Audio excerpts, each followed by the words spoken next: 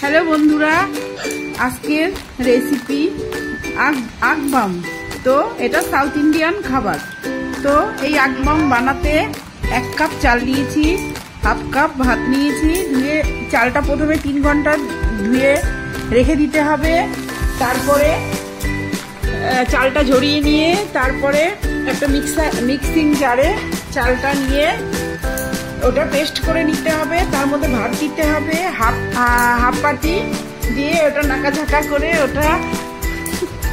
ওটা ভালো করে পেস্ট করে নিতে হবে। করে নিয়ে তারপরে একটা ফ্রাই প্যানে তেল দিয়ে তো 1 চামচ করে এই আগবাম অল্প অল্প করে ওরকম 1 চামচ করে দিয়ে ভাজতে হবে তেলে। ভেজে এটা যা কিছুর সাথেই খাওয়া যায়। তো এটা আমি ছোলার ডালের সাথেই সার্ভ করব। তো বন্ধুরা, এইভাবে আপনারা এই আগবাম করে খেয়ে দেখবেন বাড়িতে। এটা একটা সাউথ ইন্ডিয়ান খাবার, এটা খুব দারুণ লাগে।